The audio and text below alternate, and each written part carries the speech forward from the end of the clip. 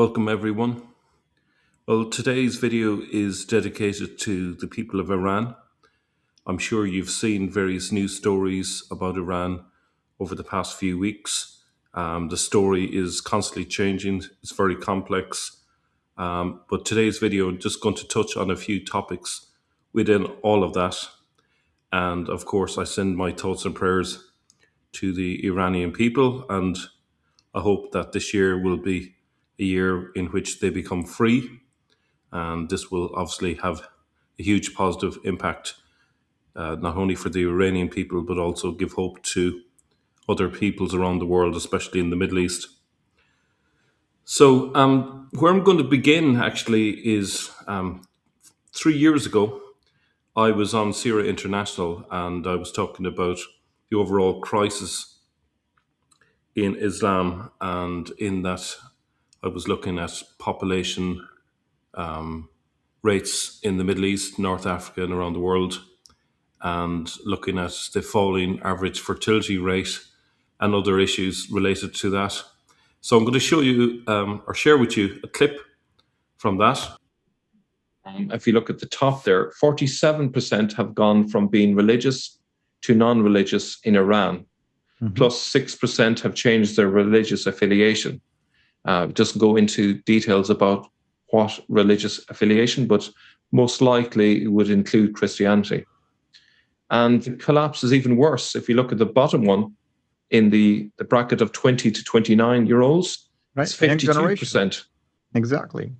So things are not looking good. And this pattern, again, is set to only get worse. So what happens when the older generation move on and this younger generation grow up? This is just going to be reinforced. And, young people are not getting spiritually fed by Islam like they did in the past, so they're turning away in droves. And this is despite the fact that this is obviously still very dangerous to admit to. Right. Now, based on 40,000 interviewees, it says here in the survey, the Iranian society has undergone huge transformations, such as the literacy rate has gone up spectacularly. The country has experienced massive urbanization. Economic changes have affected traditional family structures. The internet penetration rate grew to be comparable with the European Union, and fertility rates have dropped. So all of these things together have had a huge impact on Islam there. Compared with Iran's 99.5% Shiite census figure, it found that only 32% identify themselves as Shiite Muslims. So you can see there's a mismatch. When people are actually interviewed, they were basically admitting in private that they're no longer believing in Islam, and yet officially they're still saying that they're Muslims, obviously for fear of repercussions. No, I mean, this is definitely amazing surveys, and it shows that a fraction of those who are on paper identified as affiliated with certain branch of Islam in this case, actually a fraction of them is saying, well, yeah, maybe we identify ourselves. And you wonder if they're saying it just out of fear. I mean, sometimes you wonder if they really mean it. Exactly. So even that 32%, there's probably is a portion of them that are, afraid even with this survey to admit it. So it could be a lot less than that for all we know. All right. So before I look at the current crisis, there's actually another crisis which I think is helping to trigger the current revolution that is happening in Iran, and that is the water crisis. Essentially, the crisis is so bad that there's talk of evacuating Tehran. So that gives you an idea of how bad things are. Now, obviously, part of this has got to do with climate change, but there is a suggestion that the policies of the Iranian government has worsened the problem in terms of what they have done with the valuable water. So let's have a look at this video just to kind of bring us up to speed with that. There should be water up to that white line in the rock. But 5 successive years of drought in Iran have left this reservoir near empty. And the city it serves, Tehran, could soon be forced to empty too. اگه بخواد ادامه پیدا کنه فکر نمی‌کنم کسی بخواد زندگی کنه دیگه تو کرج و تهران. شروع میشه به حرکت به سمت جاهای سرسبز و پرآب. من خودم وقتی آب نداشته باشم میمونم، امکان نداره بمونم. Climate change is part of this story, but for many Iranians this is the result of man-made political failure, and speaking out against the hardline regime carries risks, which is why we're concealing their identities. برای اینکه علم ندارن، برای اینکه سواد ندارن، برای اینکه شعور ندارن، برای اینکه همیشه بوده ندید و نبوده رو ندیده بودن، علم این که این تموم میشه رو نداشت. واقعا ناراحت شد، واقعا ناراحت. For now, life goes on, but Tehran is on edge. The bottles are piling high, the water trucks queuing up. An ancient city of 10 million people facing an existential crisis, with the regime considering the unprecedented step of evacuating the capital. اگر باران نباره ما در تهران در آذر ماه باید جیره بندی کنیم. تازه معلومه جیره بندی کردیم اگر بازم نباره که دیگه اصلا آب نداریم. باید تهران رو خالی کنن. That rain has not come, and so the rationing has begun. People are collecting water in the day ahead of the taps running dry at night.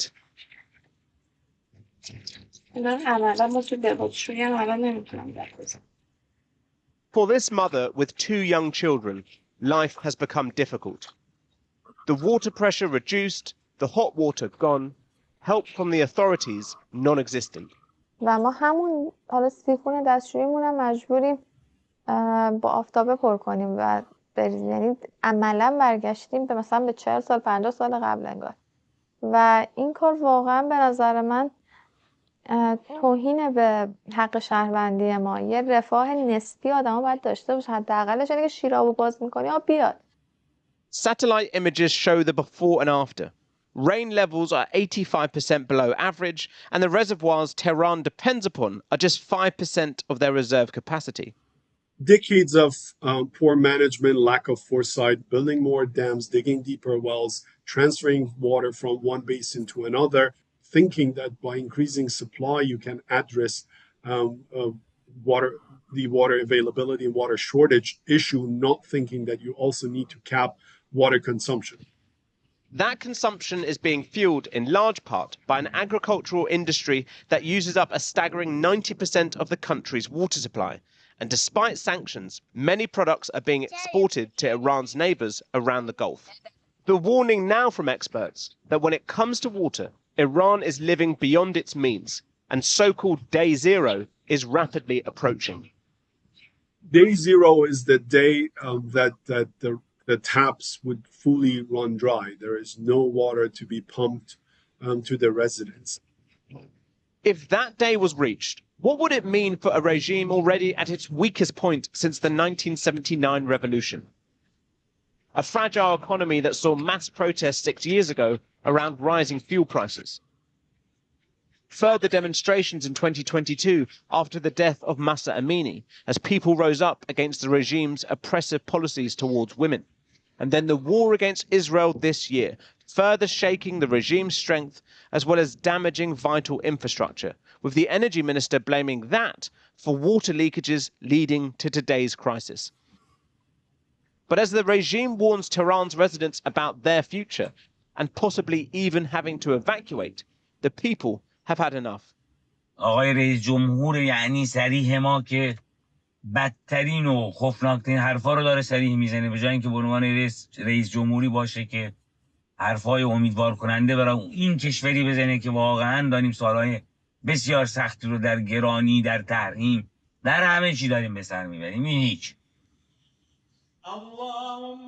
Such is the gravity of the situation, with few solutions available. Prayer seems to be the only answer. This is from 7 years ago, which gives us an idea of the long run-up to the current protests. The hijab protest, which is a factor in all of this. these pictures are more than just selfies. For women in Iran, they're acts of protest. Iran is one of 2 countries that requires women to cover their head in public. ما نمیگیم به حجاب اجباری. Protests against compulsory hijab have gotten bolder this year, and they're all being broadcast from 2 social media accounts. نه به حجاب اجباری. ما تصمیم گرفتیم به جای گدایی کردن آزادی خودمون آزادی رو خلق کنیم. The woman behind these accounts actually lives in Brooklyn. Masya Linejad, an Iranian activist and journalist living in exile, comes up with campaigns of civil disobedience like White Wednesdays, which has gone viral. Here, I am loud and I have the opportunity to be the voice of so many women who want to express themselves, but they're looking for media. I cannot tell you how many messages that I get every day. I'm going to show you that I have, oh my God, 71,000 unread messages. I receive videos from women inside Iran through my Telegram, which is really popular in Iran. Iran recently restricted access to Telegram, along with Twitter, Instagram, and Facebook, for its role in mobilizing anti-government protests in late December. But women are still bypassing internet censors to post their hijabless images. If caught in public, they could get fined or imprisoned.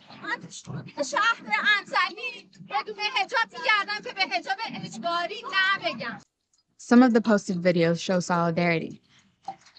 من از دختران نه به حجاب اجباری ام. اینم از واکنش یه آقا که به من گفت باریکلا و ازم حمایت کرد. But others show the harassment that comes with protesting compulsory hijab. به تو چه دوست ندارم. به تو ربطی نداره. بیشون قیافته. دوست ندارم.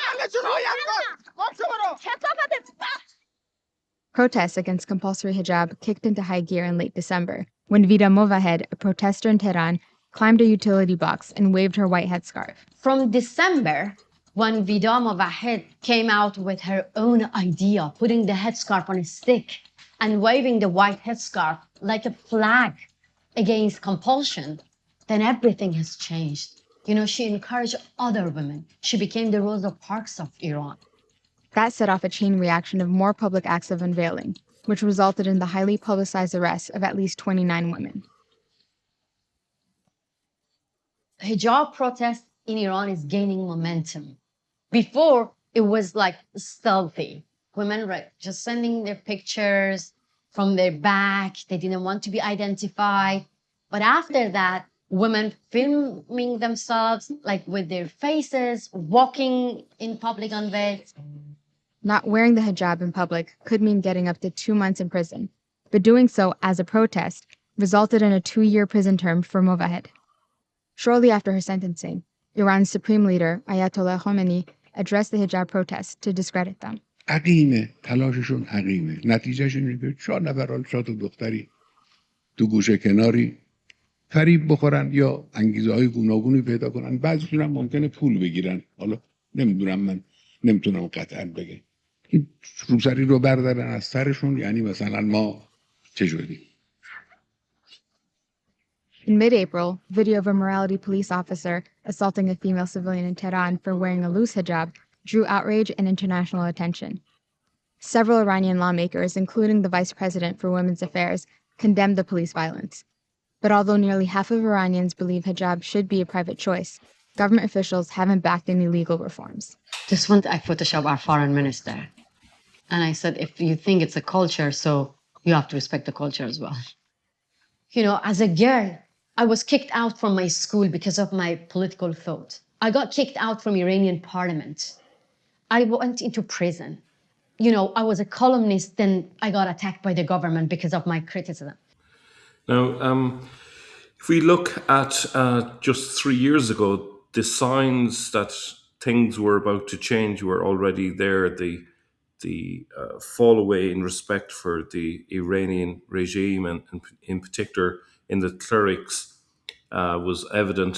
And here's just an example of it.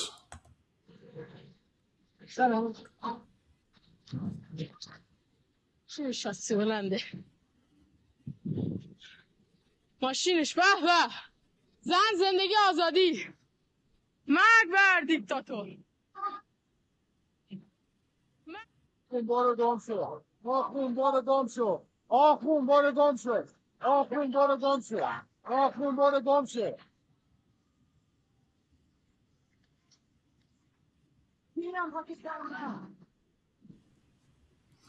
So there you have it. You can see the anger that is there in the Iranian people, even from 3 years ago. The mullahs thought the threat would always come from beyond their borders, but they were wrong. The apocalypse did not come to Tehran from the air, but from its own asphalt, its own ports, and its own oil valves. What you are about to witness is not just a wave of protest. It is the most organized, most destructive, and most deadly logistical suicide operation modern history has ever seen. In the south, cranes have stopped at the port of Bandar Abbas, the key point of the Persian Gulf, and ships are waiting trapped in the open waters of the Gulf. In the west, at the heart of the regime in Avaz, oil workers shut down the valves that are the country's only source of cash. And on highways stretching from north to south, millions of drivers turned off their engines, unplugging the life support system of the Islamic Republic of Iran. Trade with China collapsed. The connection with Russia was severed. The 6 million angry workers on the streets are not just protesting the Khamenei regime, they are economically strangling it, suffocating it, and wiping it out. So how did Iran's massive resistance economy, as it was marketed, turn into a crumbling wreck within a few weeks without a single bullet being fired? It didn't happen overnight. However, the big explosion that brought about the end of the regime began on December 28, 2025, in the heart of Tehran, at the Grand Bazaar. The rial's loss of 80% of its value in 2025 alone, and inflation exceeding 70%, meant that for merchants, it was no longer a matter of profit and loss, but a matter of survival. This panic in the market, coupled with merchants closing their shops, signaled the collapse of the regime's resistance economy. The decisive move that broke the backbone of the crisis came on January 11, 2026. Footage from Shiraz documents how a nation's logistics were brought to a halt and how a state became trapped on its own highways. Approximately 1.5 to 2 million drivers turning off their engines physically halted life across Iran. Footage verified and served by Iran International clearly shows drivers using their vehicles as barricades, defying the regime with Javid Shah slogans, completely breaking through the wall of fear. When Shiraz truck drivers and the local business community blocked the highways, not for a simple wage increase demand or a fuel subsidy dispute, but with a much more dangerous and existential motivation for the regime, namely solidarity with the national revolution, the regime's security protocols were caught completely unprepared. This action was much more than a standard work stoppage. It was organized, synchronized, and tactical logistical sabotage. This spark in Shiraz turned into an uncontrollable forest fire within hours, and the epicenter of the crisis quickly spread north to Isfahan. Understanding Isfahan means understanding the magnitude of this crisis. It is not only Iran's cultural center, but also its military and industrial heart. Everything from uranium enrichment facilities to steel factories, petrochemical complexes to defense industry production lines, is concentrated in this region. The scale of this logistical paralysis became clearer when it reached the gates of Tehran. Observations on the main arteries leading to the capital, Tehran, and audio recordings and reports stating that not a single commercial truck was seen for miles indicate that the capital is under siege. This is not a military siege, but a de facto isolation caused by the breakdown of the supply chain. This logistical standstill, combined with the closure of shops in Tehran and the surrounding Grand Bazaar, has suddenly plunged the city of 15 million into a food and fuel crisis. Supermarket shelves are emptying, flour shipments are not happening, bakeries cannot produce bread. Although the regime is trying to make shipments with military trucks, it is mathematically impossible to feed a country of 88 million people with military logistics. The drivers' action crushed the regime's logistical capabilities. One of the most critical, dangerous, and frightening aspects of the crisis for the regime is unfolding in Tabriz, one of Iran's industrial capitals, where ethnic tensions are also high. Tabriz is not just a city, it is the regime's Turkish-Azerbaijani fault line. It is reported that approximately 1 million workers have joined the strike here. This figure is enormous for a single city.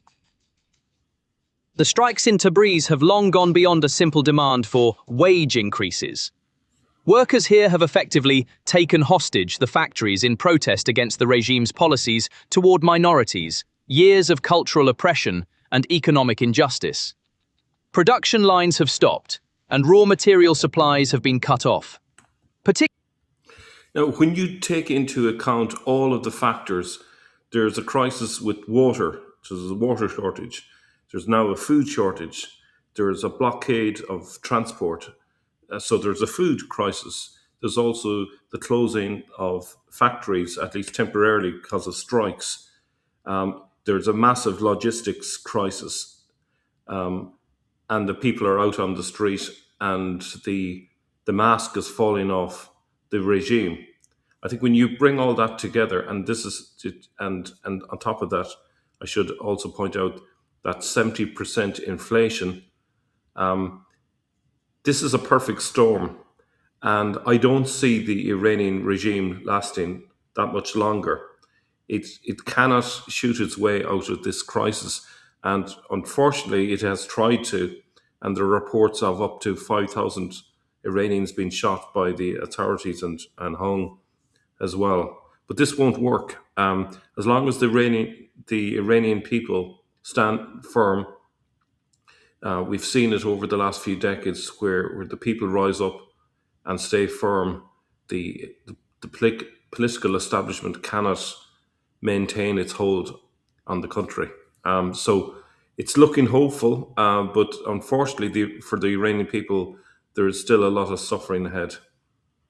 Particularly, the parts manufacturers and machinery manufacturing sector, which are the heart of Iran's automotive industry, are completely shut down. The regime has deployed the Revolutionary Guards, IRGC, to the region to break the strike, threatening and arresting workers. However, the soldiers entering the factories cannot find workers to operate the machines. You can force a soldier to stand guard, but you cannot force a soldier to produce precision parts on a CNC machine. This situation has wiped out the supply of goods in Iran's domestic market. Currently, due to a shortage of parts, cars cannot be manufactured, white goods cannot be assembled, and agricultural machinery cannot be repaired in Iran. This is referred to in the literature as a supply shock and is the biggest, most unstoppable trigger of hyperinflation. However, the real disaster is unfolding at Bandar Abbas port, Iran's gateway to the world and its strategic lung. If a country's ports stop, that country cannot breathe. And right now, Bandar Abbas is clinically dead. The situation here has gone beyond a strike and turned into a port occupation. Between 500,000 and 800,000 port workers going on strike has blown up Iran's sea bridges. This port handles 70% of Iran's non-oil exports. That percentage is now close to zero. This is the main gateway for Iran's food and medicine imports, and it is currently locked. Ships waiting in the open cannot unload their cargo. Goods waiting in warehouses are rotting or falling into the black market. Footage posted on the X platform shows port workers resisting regime forces, clashing with police, and even seizing port administration buildings and taking down regime flags in some areas. This is a transfer of sovereignty. The regime militarized the port, stationed soldiers, and deployed snipers. But without crane operators, those containers won't come down. Port workers have guns to the regime's head and are ready to pull the trigger. Another deadly aspect of this stalemate is unfolding in the energy heartland of Avaz and the Khuzestan region. The regime's heart, blood, and lifeblood is oil. If the oil stops flowing, the Basij militia cannot be paid, Hezbollah cannot be funded, and operations in Syria cannot continue.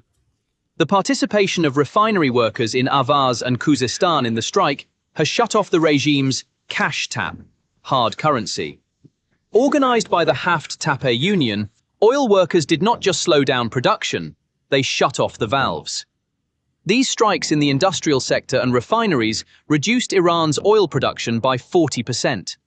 The daily loss exceeds $150 million. refineries and steel factories in Bandar Abbas, such as the Madkush steel factory, have completely shut down. Currently, there are 160 to 170 million barrels of oil waiting in tankers off the coast of Iran. This oil cannot be sold, transported, or converted into cash. This means the regime is out of foreign currency, and hyperinflation is about to explode. By shutting off the valves, the workers have cut off the regime's lifeline. This action has transformed Iran's status as an oil superpower into an oil-poor chaos. Approximately 2 to 3 million people from Iran's industrial sector are participating in the protests. These are workers in steel factories, petrochemical plants, and manufacturing industries. When they stop, Iran's production capacity is reduced to zero. In logistics and transportation, there are 1.5 to 2 million truck drivers. When they stop, bread doesn't reach Tehran, and fuel doesn't reach gas stations. Third, port workers number between 600,000 and 800,000 people. Crane operators and loading personnel at strategic points, such as Bandar Abbas. If they stop, Iran will be cut off from the world. And finally, shopkeepers. Hundreds of thousands closing their shutters in 190 cities, primarily Tehran's Grand Bazaar. The capillaries of commerce. This massive simultaneous work stoppage causes a direct loss of between $100 million and $150 million per day to the Iranian economy. Combined with the cost of the internet blackouts imposed by the panicked regime, the bill for just 14 days is estimated to exceed $3 to $4 billion. In an environment where inflation has exceeded 70% and food inflation has reached 100%, this loss is the final nail in the regime's coffin. The regime may try to cover this deficit by printing money, but you cannot buy goods that are not produced in factories with money. So how do these local strikes affect the global equation? So as you can see, this is a perfect storm for the Iranian regime. Another factor that needs to be borne in mind is that 50,000 mosques have closed in Iran over the last few years, which is another symptom of the religious crisis for the regime. The people simply do not believe in Islam any longer. The people are tired of the Iranian religious regime and want to experience the freedom that is experienced in the West. After days dominated by Donald Trump's standoff with Europe over Greenland, Iran is now back at the center of the foreign policy agenda. President Trump has claimed he personally stopped what he said would have been the mass execution of hundreds of Iranian protesters, a claim Tehran has flatly denied. Iran's top prosecutor says no such order was ever issued, and he's described the US president's account as completely false. Meanwhile, Iranian activists are reporting a rapidly rising death toll from the regime's crackdown on nationwide demonstrations. Human rights groups say more than 5,000 people have been killed, most of them protesters. Reports say tens of thousands have been detained. It's against that backdrop that the US military has moved a major aircraft carrier strike group closer to the Middle East. The Pentagon says it's a precautionary move. Donald Trump has threatened the use of force against the Iranian regime if the killing of protesters in Iran continues. Speaking aboard Air Force One, he described the naval buildup as an armada and outlined the threats he had made. 837, mostly young men, were going to be hung on Thursday. And I said, if you hang those people, you're going to be hit harder than you've ever been hit. It'll make what we did to your Iran nuclear look like peanuts. And an hour before this horrible thing was going to take place, they canceled it. And they actually said they canceled it. They didn't postpone it. They canceled it. So that was a good sign. Well, we have an armada. We have a massive fleet heading in that direction. And maybe we won't have to use it. We'll see. Ben Taliblu is a senior director of the Iran program at the Foundation for Defense of Democracies in Washington, D.C. Welcome to DW. Let's start with President Trump's claims. How credible do you find it that the US president stopped the execution of 837 detainees in Iran? It's an excellent question, because the real question underwriting that is, who told the president about this figure and about this alleged cancellation order?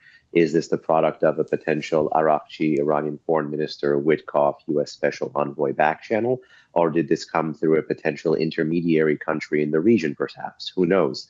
But suffice to say, this sort of behavior, meaning the regime's judiciary being able to bend in a direction that it does not actually bend in, which is in the side of justice rather than the side of injustice, it would be unprecedented and therefore out of character. So I do believe that the claim is, with respect, dubious. The fact that you have a chief top-level judiciary official mocking it recently adds to the fact that it is dubious. You've had a former international affairs advisor to the Iranian supreme leader also mock President Trump for believing this recently. So suffice to say, I don't think Washington should be taking solace in the fact that it has been able to get a stay of execution or a cancellation or a commutation of these sentences altogether, when we continue to see videos occasionally coming out of Iran of the regime engaging in a brutal crackdown in what is actually their most violent crackdown in the 47-year history of the Islamic Republic. And this is what is sort of part of the bleakest part of this picture. On the one hand, if it's true, we're talking about more than 800 people who won't be killed, while the regime has killed more than 5,000 people in this crackdown. Is this a particularly brutal crackdown, or is this just one of many that Iran has undertaken? You hit the nail right on the head. This is what is fast mounting to be the most brutal crackdown from the state against the street in a rapid period of time, largely under the cover of a 2+ week internet outage, in, again, the 47-year history of the Islamic Republic. And if you believe the other publicly reported figures, the 5,000 figure is confirmed by independent human rights agencies that can get you names, faces, places, pictures, last names, family accounts, secondary confirmations. But if you believe popular reporting, that is also talking to nurses, doctors, lawyers, hospitals, morgues, morticians, and people in the service industry, the number that you are hearing as a baseline is 20,000. And that means that this is the most violent crackdown from the state against the street, not just in the past 47 years, but in the past century or century and a half of modern or contemporary Iranian history. And again, a regime that is willing to do all of this to its own population. Imagine what it would do to a foreign population. Imagine what it would do to people that it actually believes were trying to overthrow it. So this is really a horrifying moment in contemporary Iranian political history. And so what does this horror tell us about where this regime is now? Are these mass killings, is that a result of, I don't know, a fear on the part of the regime? Has this been a particularly popular uprising, so the numbers killed on the streets are so much greater? What are we to learn of this carnage? Nano Banana Pro is now on Artlist. Get Google's most up-to-date model and... Well, it's falling back on a tried and true playbook of killing Iranians under the cover of darkness that we saw attempted in November 2019, where for 3 to 6 days of an internet blackout, 1,500 people were killed, quite literally with weapons of war in several very localized areas. But these protests have touched all of Iran's 31 very different provinces. It spiraled very quickly from an economic trigger for protests into a mass political contagion of popular protests from the street against the state, not going for economic reform or social reform, but wholesale political change. And the violence that we see enacted is a measure of fear of the regime, fear of this contagion effect continuing to grow, and also cognizance of how far the regime has fallen and also how tough of a position they are in, because make no mistake, these protests follow less than 6 months after the 12-day war, where the regime was beaten and battered abroad and now is looking to project strength at home against unarmed protesters. So because of the strategic situation, because of the timing, because of the context, and because also the fear All of these things point to one conclusion for the regime, which is that the regime believed it could shoot its way out of the crisis. And then right now, it will be up to Donald Trump to see if he can prove them wrong. Okay, and Donald Trump now has an aircraft carrier strike group moving closer to the region. Let us speculate. What do you think this will do, this strike group? What's it there to do, and under what sort of circumstances? A strike group that also contains many fighter jets, as well as an attack submarine, as well as a new squadron of F-15s coming to Jordan, as well as more ballistic missile defense capabilities moving to the Arab side of the Persian Gulf, in addition to the buildup that was already there, as well as, of course, America's major partner, Israel, rushing to rebuild its air and missile defenses, which is among the most layered in the world after the 12-day war. So the region is ready. The region is gearing up to make sure that the Islamic Republic knows it cannot escalate if Donald Trump chooses to engage in a punishing military response to enforce his own red line against the population. But again, President Trump, being the negotiator-in-chief as well as the commander-in-chief, is looking for all options to be on the table. If past this prologue, that might mean military strikes, that might mean all this talk of potential talk or hyping the stay of execution could be a dupe or could be a head fake so that the president can actually double down on the military option at a time that is most surprising to the adversary and most advantageous to him. But make no mistake, I think Trump is interested in keeping all options on the table, A, because personally he likes flexibility, but B, because it keeps both allies and adversaries guessing up until the last moment. The reason I would say this is different and why you don't want everyone guessing consistently is because of the multiple times he has drawn that red line and the high casualty counts we have in Tehran. Okay, but on that, if we talk about Trump's desire for stability, these things get messy very, very quickly. If this did become a shooting war, if he did take out the regime, that's not going to end neatly. That doesn't necessarily mean that everything ends up being happily ever after, does it? Surely what you get is years and years of chaos and strife. Well, I would say that by keeping the Islamic Republic at the helm and not dealing with this issue earlier, we have locked in, and Americans in the region and the multiple cycle of violence that the region have seen, let alone the multiple cycles of violence from the state against the street in response to protests, have been the result of trying to preference stability over paying some of these costs, and instead having to have the region, and also having to have the Iranian people pay that cost upfront as they have already. So in many ways, that equilibrium has already shifted. It would be a mistake to say that the alternative to a strike is stasis, is stability, is peace, because clearly those are not the prerogatives of the Islamic Republic at home or abroad. And more fundamentally, I would say, again, much will depend, to the heart of your question, on the targets, if President Trump chooses to go kinetic, the targets that he chooses to strike. You know, he could try to first suppress Iranian missile fire to limit the ability of the regime to go back. He could try to engage in a low-intensity responsibility to protect campaign to support Iranian protesters as they take back onto the streets. Or he could go big and go after political targets or command and control. The options really are all up to him right now. We simply don't know the direction he'll go in, nor do we know what relationship a potential strike may have with his larger and pre-existing Iran strategy of maximum pressure. I think what I would add to all of this, yes, it will be chaotic if the regime falls, but I think it's really important for the US and the EU to step in to help the Iranian people make the transition. Iran is going to need an awful lot of help, particularly to deal with the water crisis, to get things back on the road, to have a change in its political and legal system. It's going to need outside help.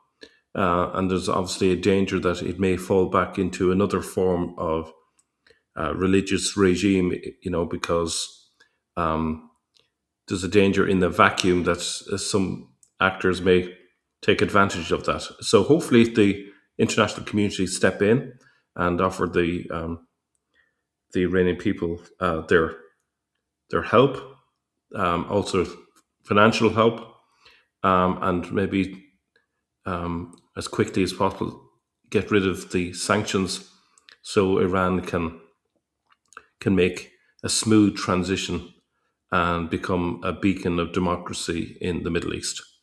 So with that, thank you for watching, and I will see you all very soon. Bye-bye.